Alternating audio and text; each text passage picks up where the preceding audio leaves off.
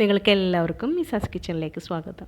ഇന്ന് ഞാൻ വന്നിരിക്കുന്നത് ഒരു simple and healthy pudding recipe ആയിട്ടാണ്. ബീറ്റ്റൂട്ട് കൊണ്ടാണ് ഈ പുഡിംഗ് ഉണ്ടാക്കിയിരിക്കുന്നത്. ഇത് ജെല്ലിയൊക്കെ പോലെ വളരെ സോഫ്റ്റായ പുഡിംഗാണ്. ഇതിൽ ഫുഡ് കളറോ അല്ലെങ്കിൽ വേറെ എസൻസോ ഒന്നും ചേർത്തിട്ടില്ല. അനീമിയ പോലെയുള്ള അയൺ ഡെഫിഷ്യൻസി ഉള്ളവർക്കും കൊടുക്കാൻ പറ്റിയ വിഭവമാണിത്. കുട്ടികൾക്കും ഏറെ ഇഷ്ടപ്പെടുന്ന ഒരു വിഭവമാണിത്. അപ്പോൾ നമുക്കിത് എങ്ങനെയാണ് ഉണ്ടാക്കാമെന്ന് നോക്കാം. ഞാനിവിടെ ഒരു ചെറിയ ബീട്രൂട്ടിൻ്റെ പകുതി തൊലിയെല്ലാം കളഞ്ഞ് കഴുകി എടുത്തിട്ടുണ്ട്. അത് നമുക്ക് ചെറുതായിട്ടൊന്ന് കട്ട് ചെയ്തെടുക്കാം.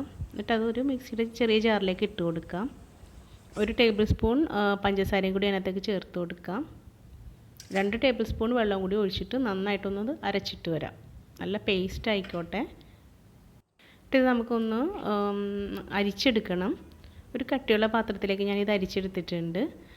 ഇനി ആ ജാറിലേക്ക് ഒരു അരക്കപ്പ് തേങ്ങാപ്പാൽ ഒഴിച്ചു കൊടുക്കാം. അതും കൂടി ഒന്ന് അരിച്ചെടുക്കണം.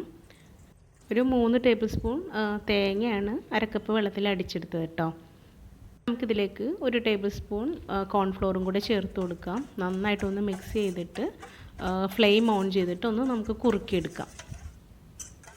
കോൺഫ്ലോർ തേങ്ങാപ്പാൽ നന്നായിട്ട് മെൽറ്റായതിന് ശേഷം മാത്രം ഫ്ലെയിം ഓൺ ചെയ്യാൻ പാടുള്ളൂ. എന്നിട്ട് ലോ ഫ്ലെയിമിൽ വെച്ചിട്ട് വേണം നമുക്കിത് കുറുക്കിയെടുക്കാനായിട്ട്. നിർത്താതെ ഇളക്കിക്കൊണ്ടിരിക്കണം. നന്നായിട്ട് തിളച്ചതിന് ശേഷം ഇത് തിക്കായിട്ട് വരും. തിക്കായി തുടങ്ങുമ്പോൾ നമുക്കത് ഫ്ലെയിം ഓഫ് ചെയ്യാം. ഇതിപ്പോൾ ഏതാണ്ട് തിളച്ച് തുടങ്ങിയിട്ടുണ്ട്. ഒരല്പം നേരം കൂടി നമുക്ക് ഇളക്കി കൊടുക്കാം. നന്നായിട്ട് അത് തിളച്ചോട്ടെ. എന്നിട്ട് ഫ്ലെയിം ഓഫ് ചെയ്യാം. ഇതാണ് ഇതിൻ്റെ പരുവം. ഇത്രയും മതിയാകും. നമുക്ക് ഫ്ലെയിം ഓഫ് ചെയ്യാം. കുറച്ച് ചൂടാറിയതിന് ശേഷം നമുക്കിത് സെറ്റ് ചെയ്യാൻ വയ്ക്കുന്ന ബൗളിലേക്ക് ഒഴിച്ചു കൊടുക്കാം. ഒരുപാട് തണുപ്പിക്കേണ്ട ആവശ്യമില്ല. ചൂട് അല്പം കുറഞ്ഞതിന് ശേഷം നമുക്ക് ഈ ബൗളിലേക്ക് മാറ്റി കൊടുക്കാം.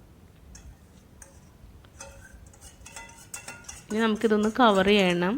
ഞാനിവിടെ ഒരു ക്ലിംഗ് റാപ്പ് വെച്ച് കവർ ചെയ്യുന്നുണ്ട്. എന്നിട്ട് ഫ്രിഡ്ജിൽ ഒരു 1.5 മണിക്കൂർ വെച്ചപ്പോഴത്തേക്ക് ഇത് സെറ്റായി കിട്ടി. ഫ്രീസറിൽ വെക്കേണ്ട ആവശ്യമില്ല. പിന്നെ ഇതിൻ്റെ ക്വാണ്ടിറ്റി അനുസരിച്ച് ടൈമിൽ വ്യത്യാസം വരും. ഇതിലും കൂടുതൽ എടുക്കുകയാണെങ്കിൽ അതനുസരിച്ച് ഒരു 2 മണിക്കൂർ 2.5 മണിക്കൂറൊക്കെ വെക്കേണ്ടി വരും കേട്ടോ. ഇതായി നമുക്കൊരു പ്ലേറ്റിലേക്ക് മാറ്റി കൊടുക്കാം. ഇതാ പെർഫെക്റ്റ് ആയിട്ടുണ്ട്. അപ്പം നിങ്ങളെല്ലാവരും തീർച്ചയായിട്ടും ഇതുപോലെ ഒന്ന് ഉണ്ടാക്കി നോക്കണം. ഈ വീഡിയോ ഇഷ്ടമായാൽ ഈ ചാനൽ സബ്സ്ക്രൈബ് ചെയ്യുന്നതോടൊപ്പം ലൈക്ക് ചെയ്യാനും ഷെയർ ചെയ്യാനും കമൻറ്റ് ചെയ്യാനും മറക്കരുത്. Thank you.